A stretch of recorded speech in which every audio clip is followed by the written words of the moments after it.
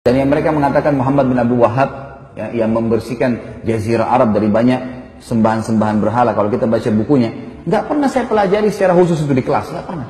Selalu kembali kepada buku-buku induk, buku hadisnya. Kita dari tingkat 1 sampai tingkat 4 kuliah belajar dari Sahih Bukhari sampai Sunan Abi Daud, Tirmidzi, Nasai dan seterusnya. Kemudian juga buku tafsir kita pelajari tafsir Ibnu Katsir, tafsir buku-buku induk semuanya. Nggak ada sesuatu yang dianggap asing atau baru. Saya malah terbalik, sebelumnya tahun 89 saya pernah di Kairo. Saya waktu di Al-Azhar malah saya temukan di sana, dan saya yakin teman-teman kalau ada yang pernah kuliah di sana tahu masalah itu. Itu kalau lagi mau belajar fikih misalnya, maka ditanya siapa yang madzhab Syafi'i. Saya waktu itu sama sepupu saya angkat tangan. Silakan ke kelas sebelah, gurunya sendiri. Siapa yang madzhab Maliki? Angkat tangan. Waktu itu orang-orang madzhab Maliki banyak teman-teman dari Afrika. Angkat tangan. Kelas sebelah, gurunya datang. Khusus materi fikih. Siapa yang madzhab Hanafi? Teman-teman dari Turki datang, pindah ke sana. Siapa yang madzhab Hambali? Oh, teman-teman dari Timur Tengah, banyak dari Indonesia. Jadi saya ini tidak pernah tahu Imam Malik, Imam Abu Hanifah, Imam Ahmad bilang apa. Yang saya tahu adalah Syafi'iyah. Bas, tidak ada yang tahu. Di Madinah beda sekali. Beda sekali. Dan waktu saya masih sekolah waktu itu, tentu saya tidak berbicara sekarang ya, saya bicara di masa saya. Mudah-mudahan sekarang jadi lebih baik. Kalau saya waktu sekolah di Mesir dulu itu, saya duduk di kelas, di sebelah saya ada satu orang Komores ya, dari Afrika, sebelah saya lagi sepupu saya ya, dari Makassar, sama-sama dengan saya berangkat, anak paman saya. Satu kelas ini ada 47 orang. Nggak pernah kami ketemu kecuali di waktu tertentu. Nah, di waktu tertentu, kadang-kadang cuma ada beberapa anak Turki datang atau beberapa anak Afrika lain datang. Tapi saya nggak pernah kenal wajahnya. Begitu hari ujian, baru kita kenal wajahnya nih. Penuh. Pada saat itu kampusnya penuh. Kemudian pada saat itu juga semuanya pada hadir. Saya tanya, siapa kamu? Saya Fulan. Di kelas mana? Kelas ini. Loh, saya juga di kelas itu. Kok nggak pernah saya lihat? Dia bilang kami cuma datang waktu ujian saja. Jadi sepanjang tahun itu kerjanya cuma duduk-duduk saja di situ, gitu kan? Pergi ke bioskop, pergi kemana-mana, hiburan, karena Kairo sama dengan Jakarta, tidak ada bedanya gitu kan. Kehidupan di sana ya kehidupan begitu, bebas kan. Jadi saya melihat beda sekali antara kondisi yang ada di Saudi dengan kondisi yang ada di negara-negara Islam yang lain. Dan kita perlu terima fakta teman-teman sekalian. Kalau Mekah tempat lahirnya Nabi SAW, wahyu turun di sana, gitu kan. 13 tahun fase dakwah di sana.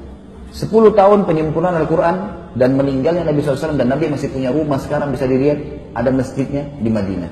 Kira-kira masuk akal nggak dua kota ini dijadikan sesat oleh Allah? Secara akal nggak mungkin. Dan sampai sekarang saya bilang tadi, lebih baik secara rasional dipraktikin di lapangan, datangi halakah-halakah ulama itu dan dengarin dengan hati yang tenang, dengarin apa yang mereka sampaikan. Baru kemudian kita bisa menghakimi seseorang. Karena saya lihat ini di Indonesia banyak sekali isu sekarang selalu dengan Wahabi. Oh, momok yang menakutkan Wahabi. Saya sampai waktu mau pergi ke Madinah, saya ketakutan dengan istilah Wahabi. Karena ada beberapa teman-teman ayah saya mengatakan, hati-hati sana, ambil ilmunya tapi jangan jadi Wahabi. Ini ambil ilmunya tapi jangan jadi Wahabi, bagaimana ceritanya? Kan saya lagi belajar di sana. Jadi setiap guru masuk saya lihat, ini Wahabi. Apa yang dia mau sampaikan? Ini momok seperti apa? Sembeli lehernya orang, ini kafir, kayak sudah menakutkan. Saya waktu itu ketakutan sendiri. Setelah 6 bulan saya belajar, saya lihat selalu guru datang, qala Allah, qala Rasul. Allah berfirman, Rasulullah bersabda, dinukil dari Ibnu Abbas, dari Ibnu Umar, dari ini. Kisah semua yang berhubungan dengan para sahabat, para tabi'in, generasi emas. A'immah yang 4, imam yang 4 yang terkenal madhabnya. Ada sesuatu yang baru. Dan setiap kali guru-guru keluar habis meneraskan sebuah materi, pasti saya rasa iman saya bertambah. Terus apa nih masalahnya? Kalau ini yang selama yang divonis sebagai Wahabi, ini berarti keliru nih. Ada sesuatu nih. Setelah saya telusurin, ternyata istilahnya keluar dari mulutnya orang-orang Syiah. Sengaja mereka memvonis itu supaya yang paling banyak membongkar kedok mereka, supaya yang mereka mengatakan Quran kurang, mereka mengatakan bahwasanya sahabat kafir. Ini adalah orang-orang yang ada di tempat lahirnya Nabi SAW dan tempat meninggalnya Nabi SAW. Pernahkah kita lihat teman-teman sekalian, pemerintahan Saudi sekarang merusak Masjid Haram dan Masjid Nabawi? Atau mungkin tidak mengurus rumah Nabi SAW, tidak mengurus Masjid Nabi? Terbalik, malah diurus, dirawat. Jemaah haji kalau masuk merasa tentram di sana, ibadah. Tentu saja pemerintahan semua punya kekurangan. Sudah saya sebutkan di sirah kemarin. Ingat teman-teman sekalian, tolok ukur kehidupan adalah masa hidupnya Nabi SAW di Madinah. Kalau di zaman Nabi SAW saja ada orang kafir, ada orang munafik, ada orang maksiat dan ada orang mukmin, di zaman Nabi SAW apalagi kerajaan Saudi. apalagi pemerintahan Indonesia, apalagi semuanya gitu kan. Tetapi saya tetap mengatakan ulama ada di mana-mana. Ulama-ulama Rabbani ada di mana-mana. Artinya di Indonesia juga insya Allah mudah-mudahan ada di antara orang-orang yang kita anggap punya kapabilitas dan kapasitas untuk itu. Tentu bukan saya dan bukan antum. Ini ada orang-orang yang sudah sampai pada tingkat yang luar biasa dari ibadah mereka dan juga ilmu mereka. Mereka hafal Quran, mereka hafal sekian banyak hadis. Sampai Imam Ahmad mengatakan tidak akan boleh seseorang menjadi imam mazhab kecuali menghafal 50.000 hadis. Baru bisa dianggap sebagai seorang ulama rujukan. Makanya di zaman beliau-beliau banyak sekali kan ulama-ulama tapi mereka belum bisa dijadikan sebagai rujukan karena memang dianggap masih sedikit. Kita kadang-kadang subhanallah baru bisa hafal 2-3 ayat berapa hadis sudah vonis orang macam-macam, gitu kan. Kemudian ikut-ikutan terbawa arus mengkafirkan si fulan, menyalahkan si fulan. Kadang-kadang kalau diingatkan perbuatan, jangan akhi, ini Nabi SAW tidak pernah lakukan, ini bid'ah. Wah, ini Wahabi ini berarti. Padahal kalau kita ikuti pengajian teman-teman yang divonis Wahabi ini teman-teman, saya sering bahasanya ini di Jakarta. Sebenarnya kami ini yang sedang berdakwah, saya termasuk divonis gitu kan. Tapi biarlah vonisan ini, semoga Allah berikan hidayah. Seperti gini, ini masjid nih. Ini masjid sudah rapi warnanya, temboknya sudah bagus karpetnya. Setiap muslim yang datang, saya sebagai pengurus masjid mengingatkan, Pak, jangan dikotorin masjidnya ya. Jangan diubah catnya, gak usah diganggu AC-nya. Urusan sudah rapi nih, udah tinggal datang sholat. Seperti itulah. Nah, teman-teman yang buat bid'ah ini adalah orang yang seperti masuk masjid, coret sana warnanya, tambah-tambah yang lain lah, ubah-ubah ini, pencet-pencet AC-nya. Makanya diingatkan, jangan, agama sudah sempurna, hanya itu kok. Wah, ini Wahabi. Wahabi apa ini gitu. Akhirnya umat ini kayak lari dari dakwah gitu.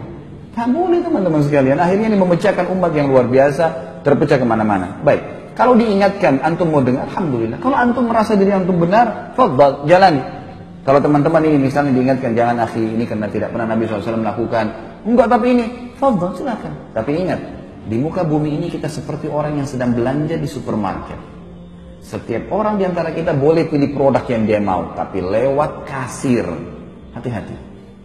Kami mengingatkan supaya jangan salah. Karena kalau ada dalil, pasti udah diterima sama Allah. Nggak ada dalil, bimbang, paling tidak ragu kan gitu. Dan masih tanda tanya, diterima nggak ya? Nah, kenapa harus jerumuskan diri pada hal itu? Orang yang masuk pada perbuatan teman-teman yang minimal syubhat, apa kata Nabi SAW? Halal jelas, haram jelas. Di antaranya ada hal yang samar-samar. Siapa yang menyelamatkan dirinya pada hal samar-samar? Boleh nggak ya? Siapa yang menyelamatkan dirinya dari hal samar-samar, dia telah menyelamatkan kehormatan dirinya dan agamanya. Dan siapa yang menjerumuskan dirinya pada hal yang syubhat, dia telah menjerumuskan dirinya pada yang haram.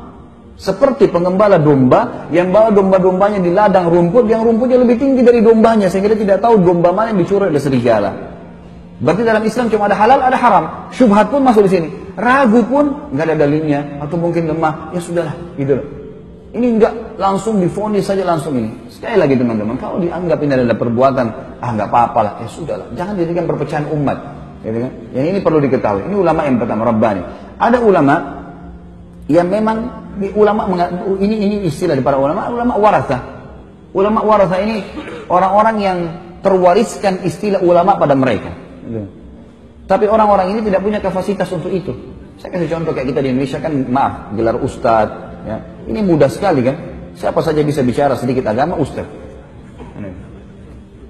Jadi ini semua divonis. Yang lebih unik lagi adalah, maaf jangan tersinggung, ini orang di Indonesia sekarang ahli melintir perkataan ini ya. Jangan dipelintir lagi. Saya tidak singgung siapapun, dan jangan tersinggung, nggak usah tersinggung. Kalau baik terima, nggak baik nggak usah terima, kan selesai gitu. Gelar haji, Pak Haji ini pulang dari haji 40 hari alim. Dari mana alimnya nih? 40 hari memang di sana belajar, hafal Quran.